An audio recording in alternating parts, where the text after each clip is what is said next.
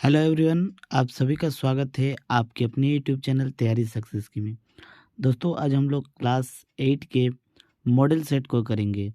दोस्तों, ये जो मॉडल सेट है आपके एकदम लेटेस्ट पैटर्न पर आधारित है, 2023 के का है। ठीक है, तो आज हम लोग जो मॉडल सेट करेंगे वो विज्ञान का करेंगे, जिसमें आपका जो क्वेश्चन होगा वो 50 को क्वेश्चन होगा और 50 मार्क्स के लिए। ठीक है, तो जिन दोस्तों का भी 8 क्लास का एग्ज़ाम है, इस वीडियो को पूरा देखिएगा, आपको बहुत बहुत बेनिफिट होगा। ठीक है, तो दोस्तों चलिए शुरू करते हैं। साथ ही साथ ये वाला पीडीएफ अगर आपको चाहिए तो आप हमारे टेलीग्राम ग्रुप को ज्वाइन कीजिए। ये वाला पीडीएफ में जो ओरिजिनल पीडीएफ है उसको टेलीग्राम ग्रुप में सेंड कर दूंगा। ठीक है दोस्तों, ये सब इंस्ट्रक्शन को ज़रूर पढ़ लीजिएगा, ये आपके एग्ज़ाम के लिए इम्पोर्टेंट है। ठीक है, तो दोस्तों चलिए हम लोग डायरेक्ट सवालों पर चलते हैं। डायरेक्ट सवाल है, पहले क्वेश्चन के साथ वीडियो को शुरुआत करते हैं। दोस्तों, पहला क्वेश्चन है, भारत में प्रोजेक्ट टाइगर किस शुरू किया गया? तो भारत में प्रोजेक्ट टाइगर कब शुरू किया गया था? तो भारत में प्रोजेक्ट टाइगर शुरू किया गया था 1972-73 में। और बात करें किसने शुरू किया था, तो भारत के जो प्राइम मिनिस्टर थे उस टाइम, इंदिरा गांधी, उसने शुरू किया था। दोस्तों, ये प्रोजेक्ट टाइगर क्या है? प्रोजेक्ट टाइगर है टाइगर को कंजर्व करने के लिए। ठीक है, तो टाइगर को सुरक्षित करने के लिए ये प्रोजेक्ट शुरू किया गया था। दोस्तों, नेक्स्ट क्वेश्चन है, सर्वप्रथम कोशिका की खोज किसने की? तो कोशिका का खोज सबसे पहले किसने किया? रॉबर्ट हुक ने। कब किया था दोस्तों? ये भी आपके एग्जाम के दृष्टिकोण से इम्पोर्टेंट है, 1665 में। और कौन सा कोशिका थी? वो मृत कोशिका थी। ठीक है, याद रखना है आपको, मृत कोशिका थी। किसमें खोजा गया था? कॉर्क में खोजा गया था। ठीक है, नेक्स्ट प्रश्न है, एक मुलायम धातु जो चाकू से काटा जा सकता है। दोस्तों, आप लोग ये क्वेश्चन 100% श्योर है कि सभी का सभी को पता है, सोडियम। अगर आपको सोडियम छोड़ के अगर लिथियम आपके ऑप्शन में डाल दिया जाए तो आप लोग क्या आंसर कीजिएगा? आप लोग खुद से सोचिए। पहले आप लोग जरूर न से चांदी या फिर पारा करेंगे, लेकिन आपको एक बात यहाँ पर याद रखना है, जो ग्रुप 1 का एलिमेंट है ना, जिसमें क्या क्या आता है, लिथियम, सोडियम, पोटेशियम, उनमें से बहुत सारे धातुओं का गुण होता है कि वो स्टील के चाकू से कट जाता है। ठीक है, तो अगर आपको ऑप्शन में सोडियम मिले तो सोडियम टिक कीजिए। अगर सोडियम को छोड़ के लिथियम, सोडियम या फिर पोटेशियम मिले तो वो भी आंसर हो सकता है। ठीक है, तो चलिए देखते हैं नेक्स्ट क्वेश्चन। दोस्तों, नेक्स्ट क्वेश्चन है, निम्नलिखित में कौन सी ऐसी धातु है जिसके विद्युत लेपन के द्वारा किसी वस्तु की चमक को बढ़ाया जा सकता है? दोस्तों, इसका मतलब क्या है? वह कौन सा ऐसा धातु है जिसमें मतलब विद्युत लेपन कर दिया जाए तो उसका चमक बढ़ जाएगा? तो इसका राइट आंसर हो जाएगा क्रोमियम। ठीक है, आपको कन्फ्यूजन हो सकता है लोहा से, लेकिन लोहा इसका राइट आंसर नहीं होगा। ठीक है, क्रोमियम इसका राइट आंसर होगा। दोस्तों, ये जो लोहा के ऊपर गैल्वेनाइजेशन किया जाता है, यानी विद्युत लेपन किया जा सकता है, सिर्फ उसको संक्षरण के लिए, बचाने के लिए, मतलब जंग जैसा ना लगे इसलिए बचाने के लिए उसके ऊपर विद्युत लेपन करते हैं, और चमक बढ़ाने के लिए क्रोमियम पर ही होगा इसका आंसर। नेक्स्ट प्रश्न है, पांचवा सवाल। पांचवें सवाल में पूछा गया जा रहा है, संचारणीय रोगों का सबसे मुख्य कारण क्या है? यानी एक जगह से दूसरे जगह फैलने वाले रोग का जो प्रमुख कारक कौन है? वो हो जाता है घरेलू मक्खी। ठीक है, नेक्स्ट प्रश्न है, निम्न में से कौन सा जंतु जरायुज है? दोस्तों, जरायुज का मतलब क्या होता है पहले आप लोग जान लीजिए।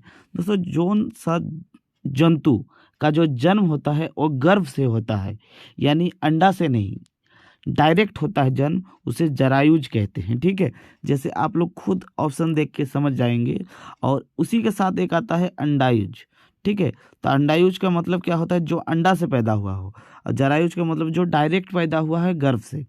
तो मनुष्य होता है जरायुज, और ये जितने भी है जो कौवा, मुर्गी और बतख है वो होता है अंडज। ठीक है, नेक्स्ट प्रश्न है, शुष्क मौसम में बालों में कंघी करने पर वह बिखर जाते हैं। ठीक है, इसके लिए कौन सा बल उत्तरदायी है? तो दोस्तों, इसके लिए राइट आंसर जो इसका होगा हो जाएगा, उसका हो जाएगा स्थिर विद्युतीय बल।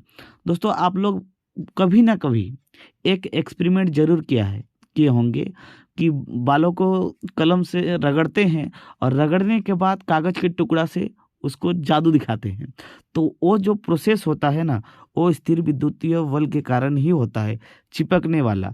और शुष्क मौसम में जब मौसम शुष्क होता है तो बाल बिखर जाता है, यही बल के कारण।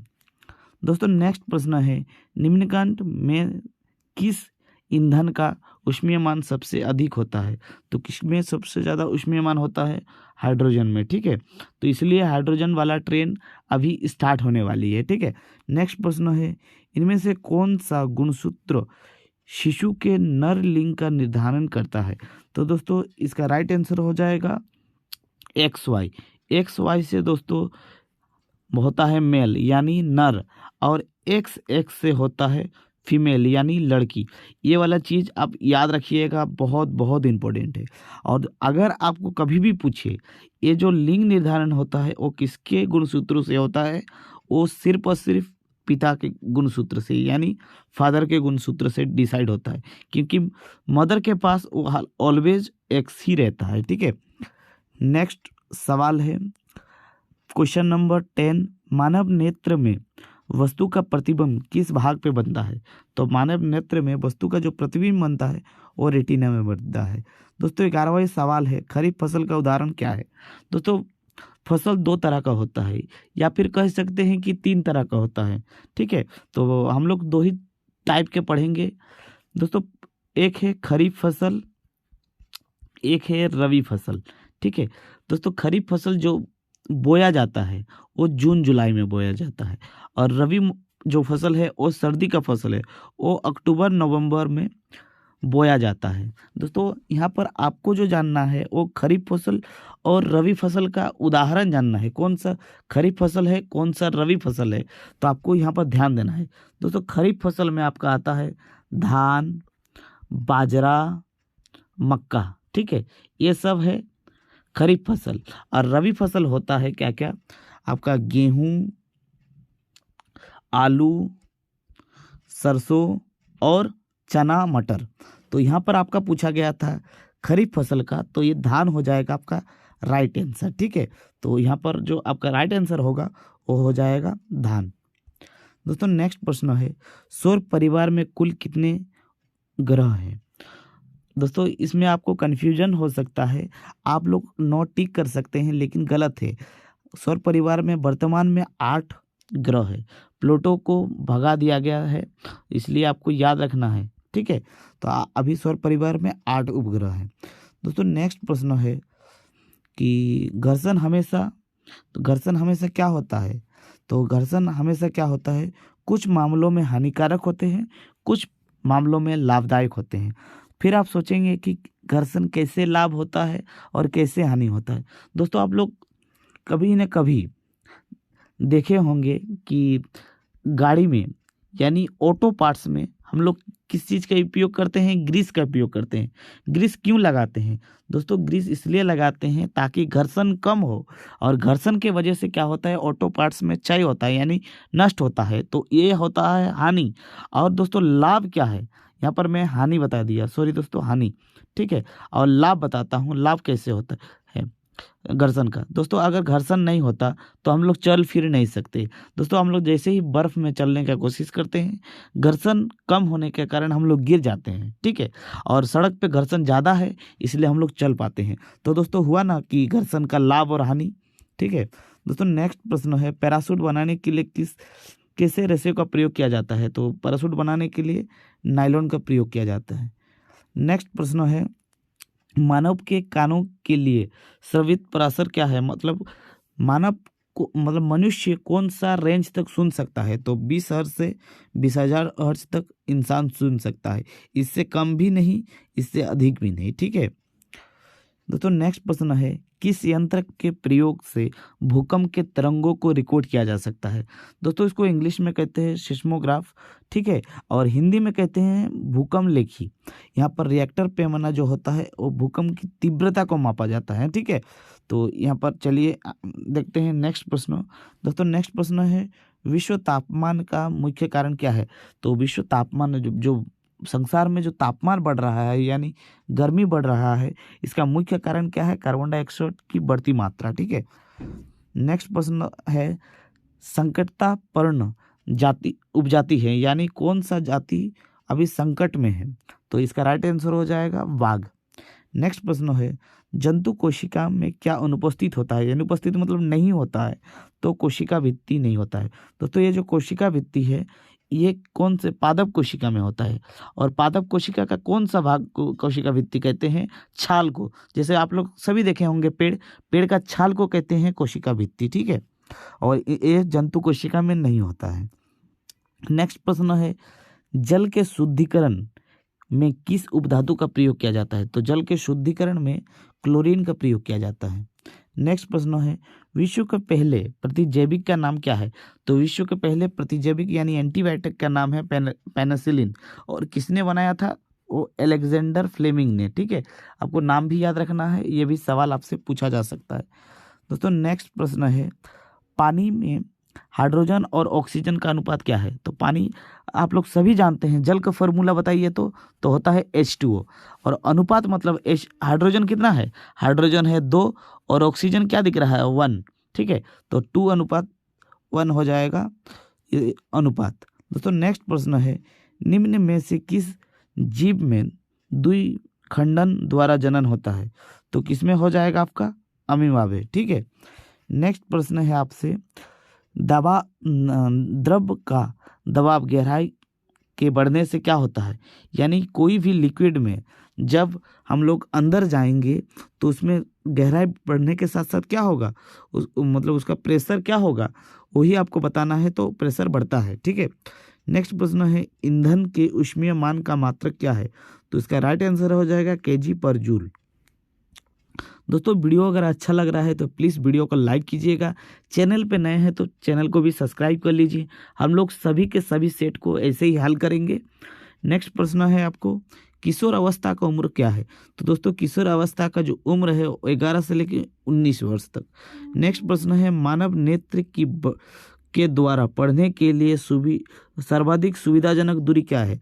तो आप लोग का आँख का और किताब का डिस्टेंस कितना होगा तो आप लोग अच्छा से देख पाएंगे, वो हो जाएगा 25 सेंटीमीटर। ठीक है दोस्तों, नेक्स्ट प्रश्न है फूलों फलों और सब्जियों को बड़े पैमाने पर उत्पादन क्या कहलाता है? तो इसका राइट आंसर हो जाएगा हॉर्टिकल्चर। ठीक है, एपीकल्चर होता है मधुमक्खी पालन, सीरीकल्चर हो जाएगा रेशम कीट का पालन। ठीक है, नेक्स्ट प्रश्न है किस ग्रह को प्रभात तारा अथवा संध्या तारा कहा जाता है? तो किस ये को ग्रह को? तो दोस्तों इसका राइट आंसर हो जाएगा शुक्र ग्रह को। नेक्स्ट प्रश्न है किस आकृति को वस्तु पर तरल घर्षण कम होता है? यानी कैसे आकार का जो आकृति का वस्तु हो तो उसमें तरल घर्षण कम होगा? तो दोस्तों आप लोग खुद सोचिए, तरल मतलब पानी, लिक्विड है ना, उसमें किस तरह का आकृति बनाएंगे कि हम लोग का घर्षण कम होगा?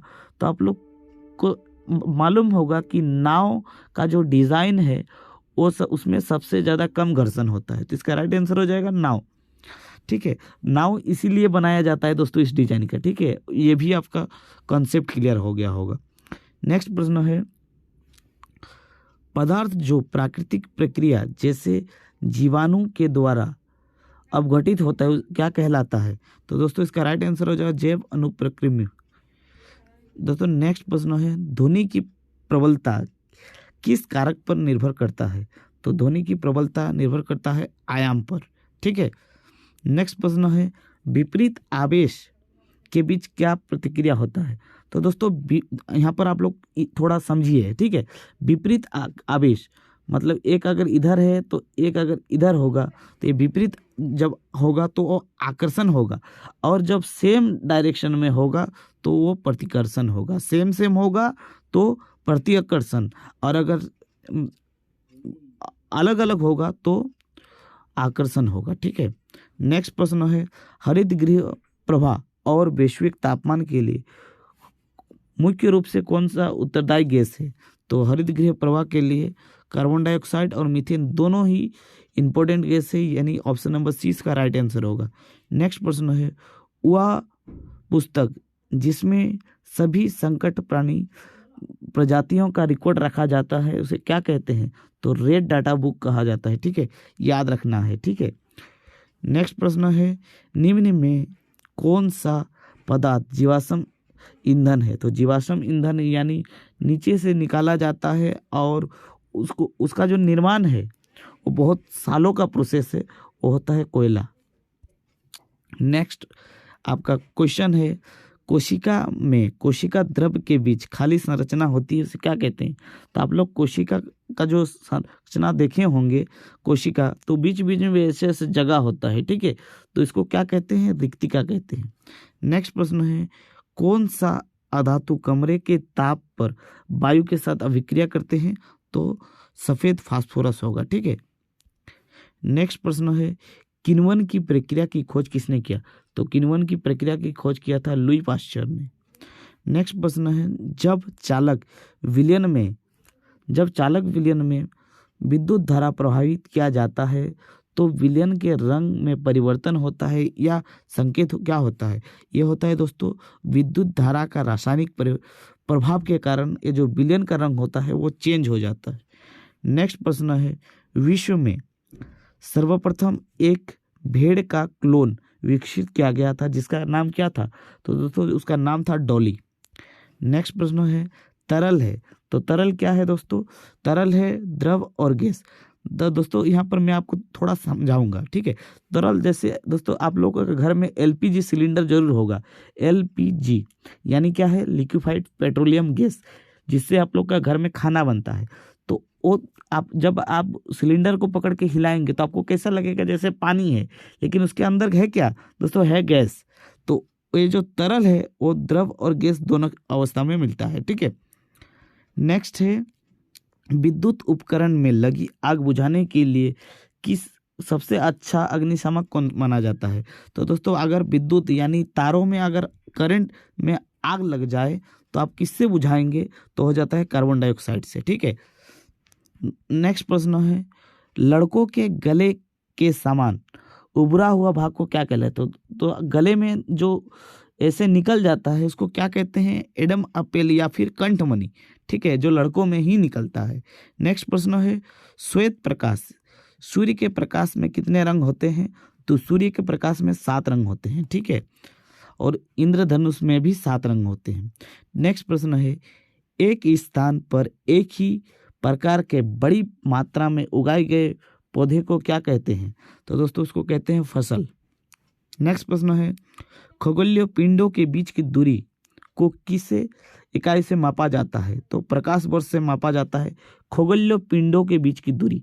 ठीक है, ये यहाँ पर आपको देखने के लिए लगेगा कि प्रकाश वर्ष मतलब कोई दिन का मेजरमेंट है, नहीं, ये प्रकाश वर्ष दूरी का मात्रक है। ठीक है, आपको याद रखना है दोस्तों, वेरी वेरी इंपॉर्टेंट है वो आपके एग्जाम दृष्टिकोण से। नेक्स्ट प्रश्न है, घर्षण चिकने सतह की अपेक्षा खुदरे सतह पर अधिक होता है। ठीक है, खुदरे सतह पर घर्षण ज़्यादा होगा, चिकना सतह पर नहीं होगा।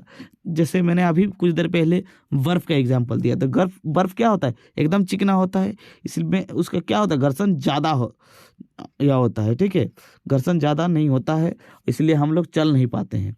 और जैसे खुदरा सतह में घर्षण ज़्यादा होता है इसलिए चल पाते हैं, तो इसका राइट आंसर हो जाएगा अधिक। नेक्स्ट प्रश्न है, निम्न में से कौन प्राकृतिक बहुलक है? तो प्राकृतिक बहुलक है cellulose, option number B right answer. दोस्तों आज का लास्ट प्रश्न है साइंस का, जो ध्वनि सुनने में अप्रिय लगता है उसे क्या कहते हैं?